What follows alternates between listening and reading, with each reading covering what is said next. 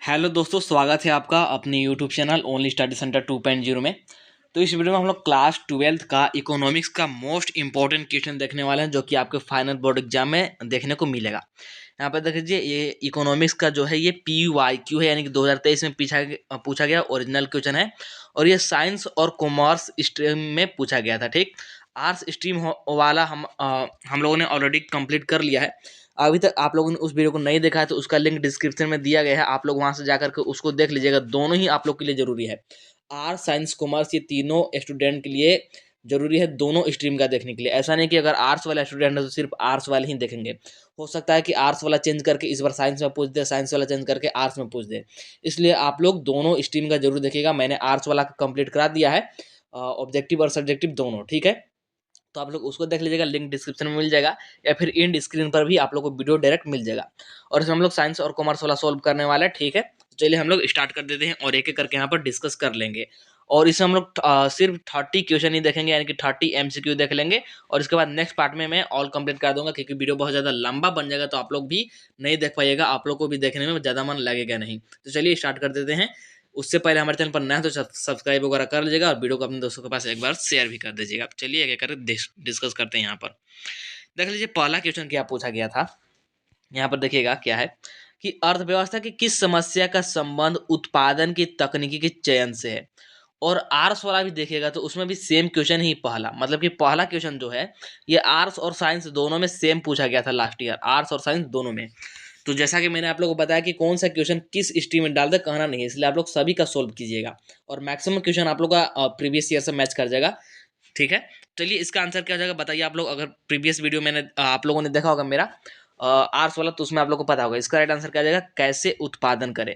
क्योंकि यहाँ पर बोल क्या रहा है समझिएगा, आप यहाँ पर समझने का थोड़ा सा प्रयास करते हैं कि अर्थव्यवस्था की किस समस्या का संबंध उत्पादन की तकनीकी का क्या मतलब हो गया। उत्पादन की तकनीकी का मतलब यही तो हो गया कि उत्पादन कैसे करना है, मशीन से करेंगे या फिर हम लोग मजदूरी लगा कर करेंगे, मतलब कि श्रम द्वारा करेंगे। तो ही बात आ गया कि आखिर उत्पादन करेंगे कैसे, तो वही हो गया ऑप्शन नंबर बी करेक्ट, यानी कि कैसे उत्पादन करें। ऑप्शन नंबर बी हो जाएगा करेक्ट ना। इसके बाद आगे बढ़ते हैं तो सेकेंड नंबर वाला क्वेश्चन देख लीजिए, किसी वस्तु की मानवीय आवश्यकता को संतुष्ट करने की क्षमता है। अ, किसी वस्तु जो है, कोई वस्तु है वो क्या कर रहा है, मानवीय आवश्यकता को संतुष्ट कर दे रहा है। ठीक, संतुष्ट कर दे रहा है, तो इस क्षमता को हम लोग क्या बोलते हैं, इस क्षमता को बोलते हैं उपयोगिता। जैसे आप लोग मान लीजिए कोई आप लोग को पेन की इच्छा है, ठीक, तो आप लोग पेन खरीदेंगे तो उसमें जो उपयोगिता है वो आपकी संतुष्टि को क्या कर देगा, मतलब कि आपकी आवश्यकता को क्या कर देगा, संतुष्ट कर देगा। आपको पेन की आवश्यकता है, ठीक, आपको पेन मिल गया। अब इसका जो उपयोगिता है, आप लोग जब उपयोग करेंगे उस पेन का तो आपको क्या मिलेगा, संतुष्टि मिलेगा। ठीक, ऐसे समझिएगा। तो ऑप्शन नंबर यहाँ पर बी हो जाएगा करेक्ट, यानी कि उपयोगिता। फिर है थर्ड नंबर वाला क्वेश्चन, देखिए क्या है कि उपयोगिता के क्रमवाचक विश्लेषण का प्रतिपादन किसने किया था। उपयोगिता के जो यहाँ पर विश्लेषण होते हैं, दो विश्लेषण होते हैं एक्चुअली। एक होता है क्रमवाचक विश्लेषण और एक होता है गुणवाचक विश्लेषण। गुणवाचक विश्लेषण अगर आप लोग चैप्टर पढ़े होंगे तो ये आप लोग पढ़े मतलब कि चैप्टर में ये आप लोग पढ़े होंगे। ठीक, अगर चैप्टर नहीं पढ़े हैं तो यहाँ पर देख लीजिए, मैं बता देता हूँ। तो यहाँ पर सबसे पहले क्या पूछ रहा है कि उपयोगिता के क्रमवाचक जो होता है, उपयोगिता के क्रमवाचक विश्लेषण का प्रतिपादन किसने किया था, ये पूछ रहा है। तो क्रमवाचक का प्रतिपादन पूछे तो इसका राइट आंसर आ जाएगा हिग्स और एलन, यानी कि ऑप्शन नंबर बी हो जाएगा करेक्ट। ठीक है, इसके बाद आगे बढ़ते हैं। देख लीजिए चौथा क्या है, निम्नलिखित चित्र प्रदर्शित करता है। ये चित्र क्या प्रदर्शित करता है समझिएगा। ये है, ये आप लोग का वाई एक्सिस है, इधर एक्स एक्सिस है। ठीक, और इधर हमारा मांग की मात्रा है ना, कि कितना मात्रा की मांग किया जा रहा है, और इधर हमारा कीमत है, कीमत। तो देख लीजिए यहाँ पर ये कीमत जो मात्रा है उसके पैरेलल हो जा रहा है, मतलब कि समांतर हो जा रहा है। ठीक है, ये इसके समांतर हो जा रहा है। तो ये कैसा होगा, इसका राइट आंसर आ जाएगा आप लोग का पूर्णतः लोचदार मांग, पूर्णतः लोचदार मांग। और ये किसके समांतर हुआ है, एक्स एक्सिस के समांतर। अगर मैं ज्यादा समझाऊंगा तो आप लोग कंफ्यूज हो जाएगा, इसलिए आप लोग इतना याद रखिए कि एक्स एक्सिस के अगर समांतर हो गया, यानी कि एक्स अक्ष के अगर समांतर हो गया तो पूर्णतः लोचदार। और यदि वाई अक्ष के समांतर हो गया, मान लीजिए ये ऐसा हो जाता है, मान लीजिए ऐसा हो गया, वाई अक्ष के समांतर हो गया तो ये होगा पूर्णतः बेलोचदार। आप लोग याद रखिएगा। लेकिन यहाँ पर एक्स अक्ष के समांतर है, इसलिए पूर्णतः लोचदार मांग हो जाएगा, चौथा का सी करेक्ट। इसके बाद आगे बढ़ते हैं तो पांचवा नंबर वाला क्वेश्चन देख लीजिए कि उपभोक्ता की आय बढ़ने पर किस वस्तु की कीमत की मांग घटती है। मान लीजिए आप महीने में 1000 रुपया कमा रहे थे पहले, अब आपका क्या हो गया, इनकम बढ़ गया और मान लीजिए आपका इनकम बढ़ के 5,000 हो गया, मान लीजिए एक बार के लिए, ठीक है। तो आप पहले कम दाम वाली वस्तु खरीद रहे होंगे, जैसे पेन भी खरीद रहे होंगे तो 2 रुपए वाले पेन खरीद रहे होंगे, 3 रुपए वाले, ठीक। और जो भी आप लोग वस्तु और भी खरीद रहे होंगे कम दाम वाले खरीद रहे होंगे, लेकिन जैसे ही आपका यहाँ पर आय बढ़ेगा तो फिर आप लोग महंगी चीज का डिमांड करने लगेंगे, महंगा चीज आप लोग खरीदने लगेंगे। तो वही बात हो जाएगा, इसका राइट आंसर क्या जाएगा, इसका राइट आंसर आ जाएगा कि घटिया वस्तु। यानी कि यदि आप लोग का आय बढ़ता है, ठीक, तो घटिया वस्तु की मांग कम हो जाएगी, यानी कि जो भी खराब वस्तु है, सस्ते दाम की वस्तु है, उसका मांग घट जाएगा। आप लोग अच्छी वस्तु, सामान्य वस्तु खरीदने लगेंगे और महंगा वस्तु खरीदने लगेंगे। तो यहाँ पर घटिया वस्तु की जो है क्या हो जाएगा, मांग कम हो जाएगा। वही यहाँ पर पूछ रहा था कि उपभोक्ता की आय बढ़ने पर किस प्रकार की वस्तु की मांग घटती है, तो घटिया वस्तु की मांग घट जाएगी, ठीक। इसके बाद आगे बढ़ते हैं, तो आगे देख लीजिए, आगे यहाँ पर 6 नंबर वाला क्वेश्चन क्या दिया गया है। 6 नंबर वाला पढ़िएगा कि दीर्घकालीन उत्पादन फलन का संबंध निम्न में से किससे है। दीर्घकालीन उत्पादन फलन जो होता है, इसका संबंध बताना है किसके साथ है, तो इसका संबंध होता है पैमाने के प्रतिफल से, डायरेक्ट आप लोग याद रखिएगा, ठीक है। इसके बाद आगे बढ़ते हैं, तो आगे देख लीजिए, आगे यहाँ पर है कौन सा 7 नंबर वाला क्वेश्चन। 7 नंबर वाला क्वेश्चन क्या है, देख सकते हैं यहाँ पर 7 नंबर वाला क्वेश्चन की हम लोग बात करते हैं। तो 7 नंबर वाला क्वेश्चन क्या है कि उत्पादन फलन को व्यक्त करता है, मतलब कि उत्पादन फलन को हम लोग कैसे डिनोट कर सकते हैं ना।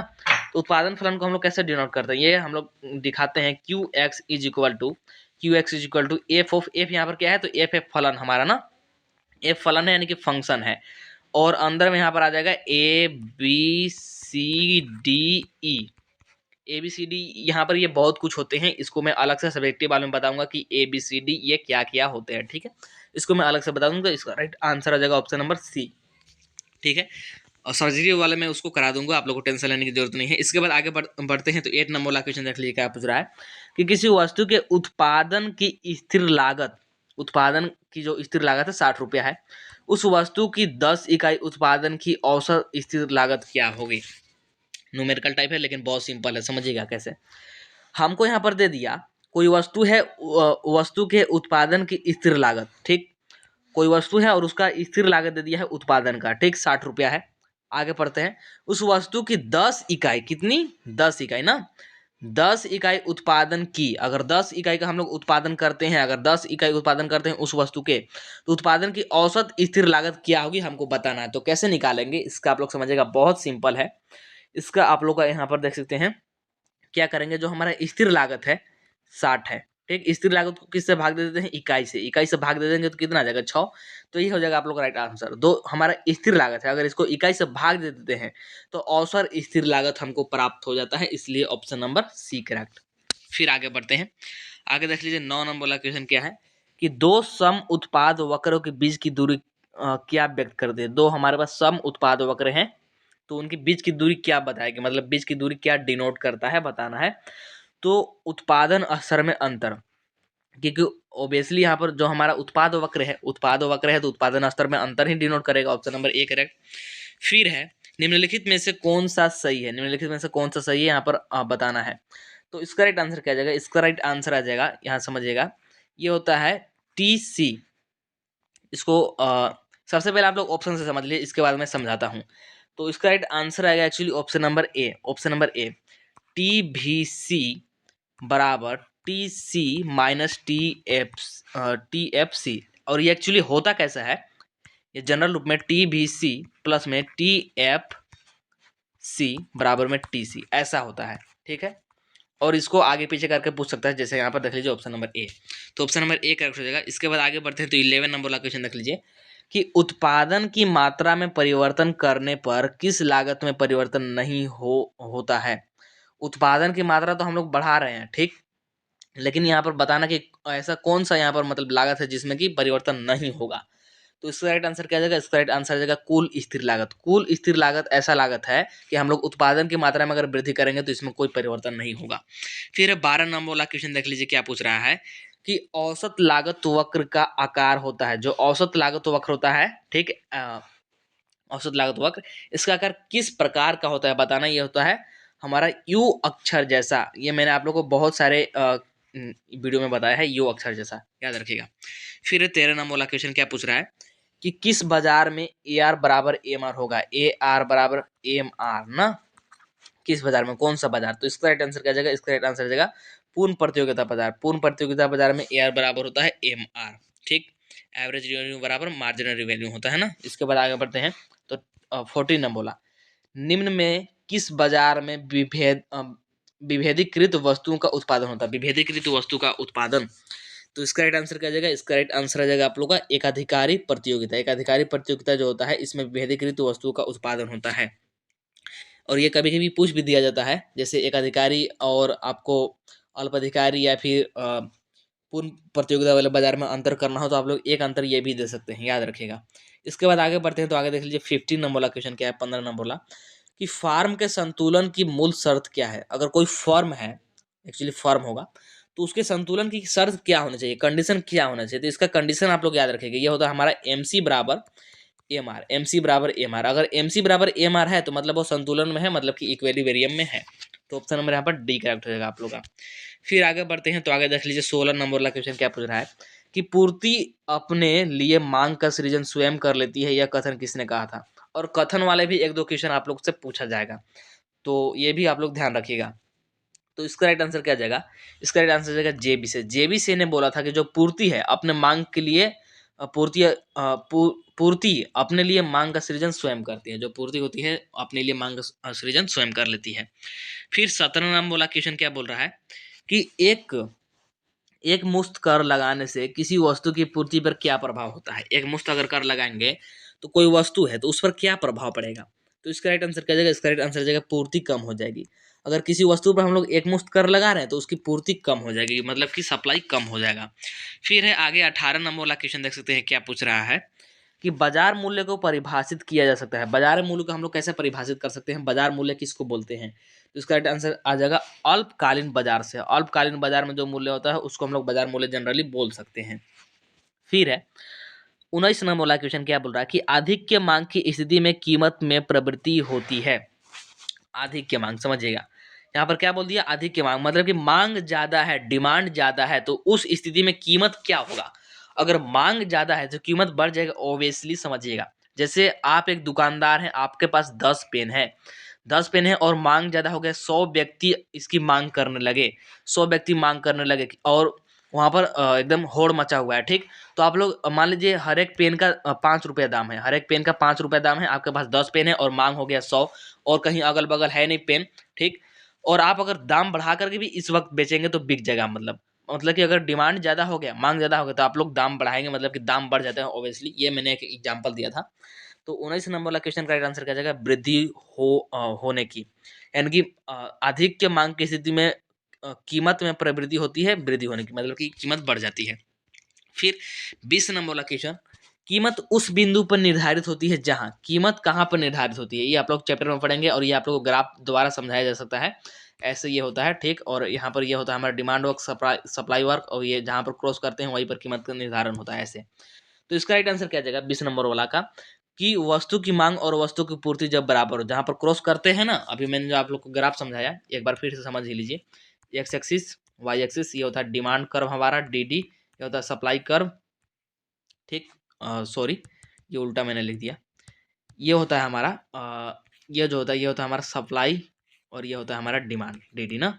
और ये जहाँ पर ये देख सकते हैं क्रॉस कर रहे हैं उसी बिंदु को हम लोग बोलते हैं संतुलन यानी कि साम्य का। और यहीं पर हमारा क्या होता है निर्धारण होता है, ठीक, कीमत का निर्धारण। तो वस्तु की मांग और पूर्ति क्या हो, बराबर हो। तो ऑप्शन नंबर C हो जाएगा करेक्ट।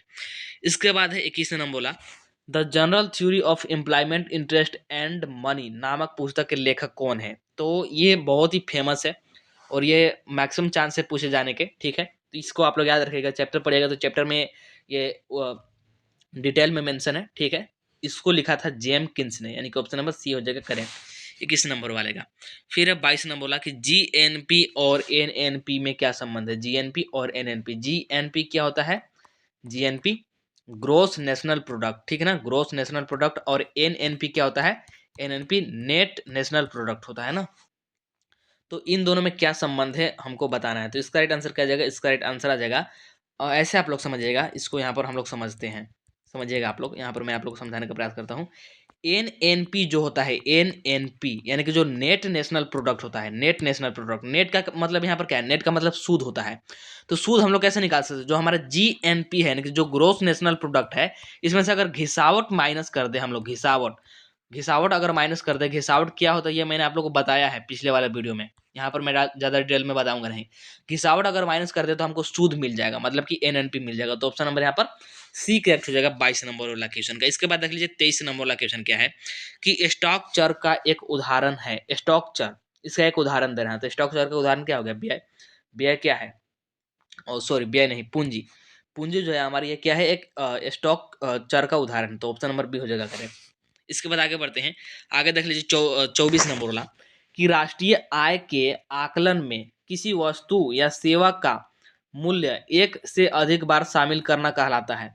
अगर हम लोग राष्ट्रीय आय का आकलन कर रहे हैं, मतलब कि राष्ट्रीय आय की गणना कर रहे हैं, ठीक, नेशनल इनकम हम लोग निकाल रहे हैं, ठीक है, एनआई, नेशनल इनकम, और कोई वस्तु है अगर उसका हम लोग मूल्य क्या कर दिए, एक से अधिक बार शामिल कर दिए, मतलब कि जैसे मान लीजिए आप लोग गेहूं ले लीजिए, गेहूं, गेहूं, इससे बहुत कुछ बनता है, जैसे बिस्कुट बनता है, और भी बहुत सारी चीज़ बनता है। तो हर बार अगर हम लोग इसको ऐड करेंगे, ठीक, तो वही बात बोल रहा है कि अगर बार बार हम लोग शामिल करते हैं तो इसको हम लोग क्या बोलते हैं, इसको बोलते हैं दोहरी गणना, यानी कि 24 का हो जाएगा सी,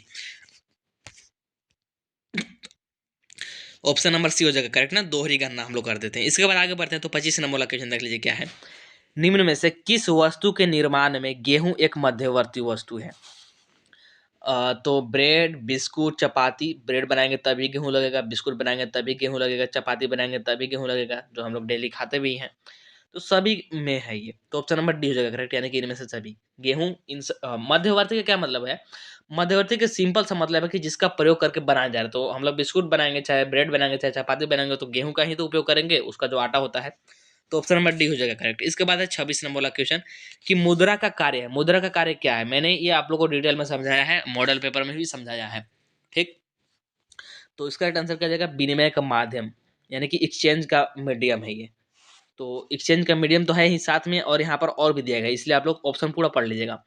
मूल का संचय, फिर है मूल्य का मापक, ये सभी ऑप्शन नंबर डी। कहने का मतलब है कि अभी हम लोग कोई भी चीज खरीदते हैं या फिर बेचते हैं, तो उसका जो माध्यम है एक्सचेंज का, विनिमय, विनिमय करने का माध्यम जो है मुद्रा ही है।